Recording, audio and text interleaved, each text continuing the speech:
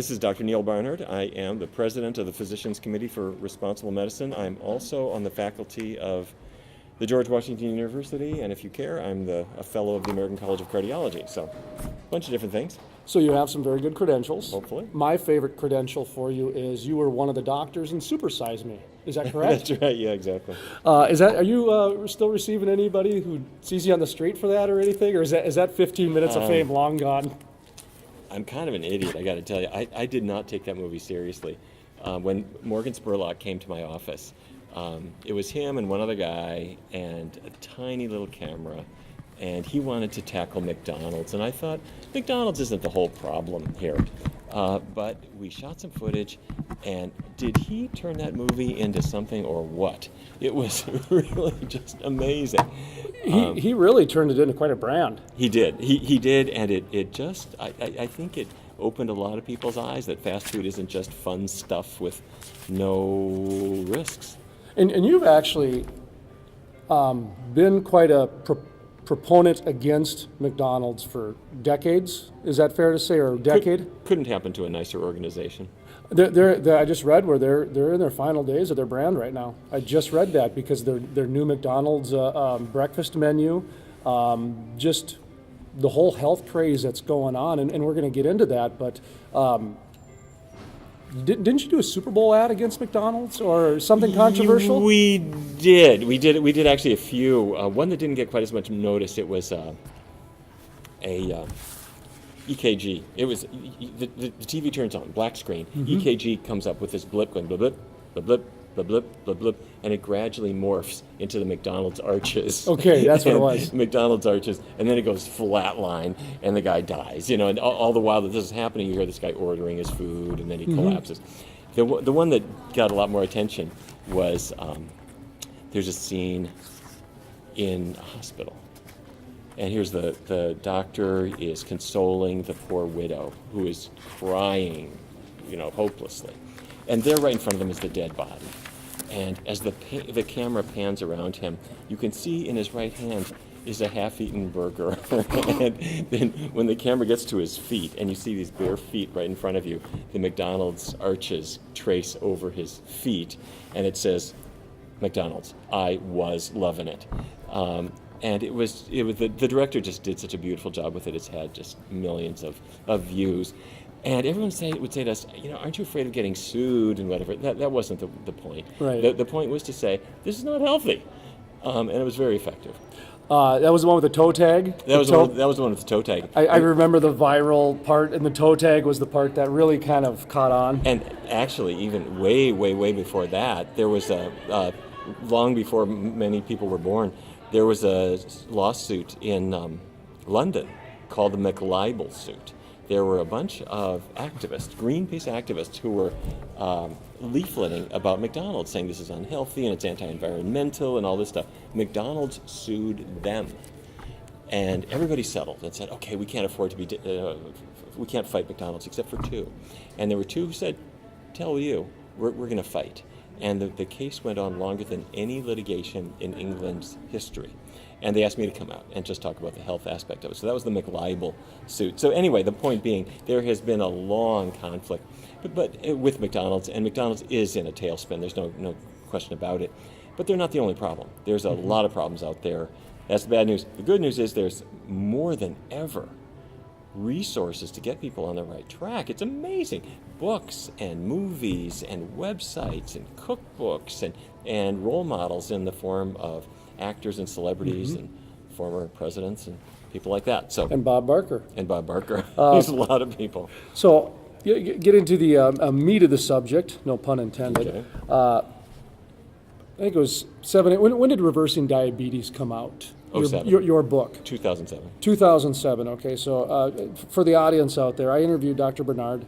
Is that pronounced correctly? I accent the first syllable. Barnard? Yes, but okay. Any way you say it is okay with me. Dr. Barnard. I'm a method journalist, so what I did is I took the 21-day challenge of going vegan, and vegan is no animal food, right? No butter, no milk, right. No cheese. What else is a common one that people might eat on a daily basis? Chicken wings, all gone. chicken wings. Even fish we throw out there, which surprises people, but you throw it all out and you see 21 days later how you feel. And so I did that, and I did not accomplish it 100%. I was about 80 to 85%. And I remember the comment to you back in 2007. What I took away from it wasn't the fact that I lost 3 inches in my waist in 21 days. It wasn't the fact that my hair and my skin looked better. It wasn't the fact that I had more energy. It was the fact how accessible it was and easy it was for me to do it. Now, I didn't do it 100%, like I said, but the fact that I could do it 85% so easily, I was shocked. And fast forward to today, I can do it 100% now. It's there's chickpea flour places, there's falafel is acceptable. Talk to me about this accessibility of the vegan or at least the vegetarian diet. I think it's the V word sounds like you're from the planet Vegas, but the truth is you are from right here in the Midwest. A couple of examples. You can go to the nicest Italian restaurant anywhere, and you can get a plate of spaghetti. Instead of having the meat sauce or the cream sauce, they'll be glad to make you tomato sauce with wild mushrooms and artichoke hearts and chunky tomatoes. Or you have the pizza, say, leave off the cheese, give me all the extra toppings, a little extra tomato sauce and whatever. Perfectly fine. It's a lighter taste, but you'll like it. You can go Chinese, obviously. They got rice dishes, vegetable dishes, tofu dishes, all kinds of stuff. Or my personal favorite, Mexican. So even when I was a kid, the Mexican Village over here on Main Avenue opened in 1970. And their number 2 burrito, it's got enough jalapenos to knock your socks off, but if you leave the cheese off, it is vegan. And nobody thinks of it that way, but it is. So vegan food is everywhere. It's very easy. It's just a question of thinking, wait a minute, let me focus on the healthy things and just leave the rest of it off. And within a few weeks, like as you've experienced, you just kind of forget that other stuff. And what you notice is your waistline is slimmer, your energy is better. You're the one who goes to the high school reunion and you're looking kind of like you looked at that time, whereas everyone else is expanding before your very eyes. So that's it. But I have to say, all those things are important. But what we're really focusing on now is what I think really makes this something with much more urgency. And that is when you look at Alzheimer's disease and these things that just tear a family apart. I don't think we can prevent it all, but I believe we can prevent a lot of it through diet changes. I couldn't have said that 10 years ago, but I think we can say that now. That the same kind of diet changes that keep the heart healthy and the waistline slim will also reduce Alzheimer's risk. It's very exciting for us to have that possibility. Talk to me about your GEICO program you have going on. Yeah. I mean, talk about, that's a great transition into dietary changes. Isn't that what you're attempting to do with the GEICO cafeteria insurance program? Yeah. GEICO is, as fate would have it, their national headquarters is about 3 blocks from my office in Washington, D.C. And I got, years ago, 2006, 2007, I was talking with their health director. And she said to me, I've got 2,500 employees in this building. Where anytime anybody needs a bypass surgery, angioplasty, anybody's on medicines for their blood pressure, their diabetes, and their cholesterol, and all this stuff, that's money down the drain for us. We need a vegan program here. So I said, let's do it. Let's do it as a test. And so we picked, the first test was 2 different GEICO facilities, one in the Washington area, the other was in Fredericksburg, Virginia. And in the Virginia facility, they got no program, but in the one in the DC area, they had two things, real easy. Vegan food in the cafeteria, and once a week support group, cooking class, whatever you call it. And any employee who wanted to do it could come in. And they did, and just what you experienced is what they experienced. Easy. But people who were overweight, they lost weight easily. If they had diabetes, their numbers got better. So that was very successful. So then we decided to expand, and we went to 10 different cities at the GEICO plant in Macon, Georgia, and Buffalo, New York, and San Diego, and Tucson, and everywhere else. And exactly the same thing happened. And by now, it's getting to be a no-brainer. That A, it's easy. B, It beats the heck out of standing in line with a prescription. So did they ever assign a monetary value to the savings that you brought through that program? That study was not designed to do that. Okay. But we're in discussions now to see about doing exactly that, because you're not going to prevent some of the things that cost money, like childbirth and trauma and other things that soak up insurance costs. But where is the big insurance dollar going? It's insulin injections and medication. When a person comes into my office with diabetes, they don't bring a bottle of pills, they bring a whole sack. They're on one thing for their cholesterol, two or three things for their diabetes, 2, 3, 4 for their blood pressure, lots of other things. And the average cost is around $5,000 or $6,000 a month. So if you can knock some of that out, you're saving serious money. That's incredible to me, that there's you could easily see the monetary value. I mean, just by what you said there, but just off of the preventative nature. Obviously, if somebody is getting healthier, they're not going to the doctor more. They're not, you know what I mean? That ripple effect is not happening. I mean, we have dialysis strip malls popping up all over the place. Have you seen these in Fargo? If you can prevent even one person from needing dialysis, and I think you can go way beyond that. Yeah. You are saving tens of thousands of dollars. I'm talking about per person. Yeah. It's massively expensive. What are the reasons why the kidneys fail? Two reasons: high blood pressure, diabetes. Those are the big kidney destroyers, and both of them can be addressed to a large degree by diet. Let me ask you this question. I had Dr. David Kessler on my program, the former FDA.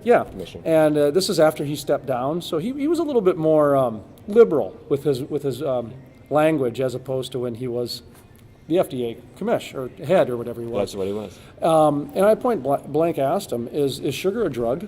And I'll ask you the same question: is sugar a drug? He said it is classified as a food. However. Now I might change my mind, is what he said. So he left it open. What do you think? I personally think sugar is a drug. Well, sugar, it is a drug. It's not necessarily the worst drug, but it is a drug in the sense that it affects the brain in a certain way that has short-term effects that you can experience, and it does get you habituated to it over the long term. You can see this on the first day of life. If you take a baby, you're going to do a little heel stick to get a blood sample. You get a drop of blood out and to do blood tests. The baby cries. If you take some sugar, mix it into a little bit of water, dribble in the baby's mouth, the baby cries less. It has a slight anesthetic effect. And babies, kids love sugar. They're not thinking about the brain effect. They're just thinking, ooh, it tastes good. And adults get into it. In the form of sodas, in the form of cookies, and so forth. And so it does have a little bit of that kind of feel-good effect. Where it becomes a real problem is when the cookie has the butter baked into it or the shortening, then the sugar leads you in like the Trojan horse, and inside it is all this fat that is very dense with calories, and that's why people are gaining weight. The sugar calories, they're an issue, but the real calorie-rich things are the fats, the cheese fat, the meat fat, the fryer grease, and so forth. Even the carbonated water, to a certain degree, too, would be also part of that. Well, I'm with you, but I don't understand it, to tell you the truth. Why is it that you take a Coca-Cola? Yeah. It's got sugar in it. It's got people don't want just pure sugar. They want it to be kind of flavored with cola or vanilla or cherry or something like that. Plus a little bit of caffeine, which is also a drug, not necessarily a terrible drug, but it is clearly a drug, and it's habituating. Ask any coffee drinker, it's the way it is. And a little bit of that bubble stuff. Somehow when you do that, it does keep people hooked. Not the only drug. Cheese also remarkably has some of this effect too. The casein protein in cheese breaks apart to release very, very mild opiates. They're called casomorphins. And we were unaware of them until 10 or 15 years ago. But they're there. And there's a reason why people want cheese or sugar, and you like a strawberry. You might like asparagus, but nobody ever binged on strawberries. Nobody ever just shoveled in the asparagus until he couldn't move. But we do that with sugar. And we do it with cheese, and we do it with meat. Chocolate, That's about it. Yeah. Those are the addictive foods. Dr. Kessler would say his book was on sugar, fat, and salts. Yep. And the psychological effect, how when you walk past 85th Street, that's why you want a Dunkin' Donuts coffee, because your environment stimulants fermented you, and then you go get it. And so he was talking about the addictive nature behind the three of them. So anyway, he's right. State of organic. I've been interviewing organic farmers, and I've been interviewing non-organic farmers that are pretty vocal about their inability to be called organic farmers. Do you understand what I'm talking about here, where the small organic farmers having a hard time being organic? Are you talking about the fact that they're doing pretty much the same things, Yes. but they're just not certified? They're not certified. Because of wrinkles in the law. And then there's even some changes in the organic laws over the last 10 years. It depends on how deep you want to go with the conversation with the organic farmer. But just kind of a state of the organic farming and food from where you're at, whether it's the changes in the law or the 5% of your gross has to go to the labeling, whatever it might be. I feel their pain. From a medical standpoint, what counts is that you want clean food. You also want good quality food. 15 years ago, there was some organic food, but it was not really so good looking. Mm-hmm. That has changed. The quality is improving and the availability is improving. But there are some things that are, for all intents and purposes, organic but aren't labeled that way. I get a hydroponic lettuce where there was never an insect taking a chunk out of it because it was grown indoors. But for various reasons, they may not be able to label it organic, but it's perfectly fine. It was never pesticide treated. So I think those things are going to change over time. I think the availability is going to continue to go up. But I am a little bit surprised that the demand isn't more than it is. A lot of people really don't pay much attention to it, and I think they should. There are certain foods, apples, green leafy vegetables, which are pretty fragile in nature, and the farmers tend to hit them with a lot of chemicals. There are others, like a potato sitting in the ground. Nobody, they don't use a lot of chemicals on those. So for the ones where they do, I think it's good to buy organic, and I think they should be supported. Your books. Let's hear about your latest book and promote yourself a little bit. My latest book, yeah. Okay, well, there we go. my latest book is called Power Foods for the Brain. Oh. Yes, it's brand new. Not brand new, but it's been out a little while. Power Foods for the Brain relates to Alzheimer's disease. And when my grandfather started to deteriorate, telling the same stories over and again, getting more and more forgetful, and then finally spent the last several years of his life sitting in the corner of a nursing home room, not knowing anybody, including his own wife, who came to see him. You see the tragedy of Alzheimer's. You lose everything. In 1993, the Chicago Health and Aging Study began, and they showed that certain foods are strongly associated with Alzheimer's. And it happens to be almost exactly the same pattern as heart disease. Bacon, cheese, these foods are high in saturated fat, bad fat, that raises your cholesterol, but it also is strongly related to Alzheimer's. Trans fats in donuts, in cupcakes, in fried foods. Trans fats are linked to Alzheimer's as well. And when I say linked to, I mean the people who eat the most of these things have 3 to 5 times more Alzheimer's than the people who avoid them. Exercise helps reduce the risk of Alzheimer's quite substantially and can even help a person who's starting to lose their memory to regain it to a degree. So anyway, these and many other factors got me very excited because we had thought that brain deterioration is just old age, maybe genes, that's it. Well, that is not it. Genes are not destiny. There is a whole lot that you can do, and that's the reason I wrote Power Foods for the Brain. The other thing, and something I'm going to mention here when I speak in a few minutes, I see many, many people who want to change their diets, but they're unsure how. So what I do is I break it into 2 steps, and the first step is to take a week and just check out the possibilities. And by that I mean, you're not taking anything out of your diet, you're adding a few new things to it. So think, what can I have that has no animal products in it at all, but that I genuinely like? So for breakfast, maybe some oatmeal, but if I flavor it with blueberries and cinnamon and strawberries, it tastes okay. Pancakes with syrup, fine. Just leave the butter off and it's suddenly vegan. Try the vegan sausage or vegan bacon. If it tastes like cardboard, forget it. If you like it, keep it. So you take a week and you just check out the possibilities. That's step one. Then step two, once you've found breakfasts and lunches and dinners that you enjoy, then take 21 days. This will sound familiar. Mm-hmm. Take 21 days and just set the other stuff aside. And during that time, eat from the foods you've already identified that you like. And what you discover is two things. First, you're physically healthier on day 21. Slimmer, more energy. If you've got diabetes, your blood sugar's coming right down. The second thing is you discover that your tastes have changed. And you didn't expect that, but it's true. That you start to enjoy these foods in the same way as a person who switches from whole milk to skim milk. First week or so it's too light, but as time goes on, they come to prefer that lighter taste and they never want to go back to that creamy, thick, yucky whole milk again. The first week on a vegan diet, it does seem light.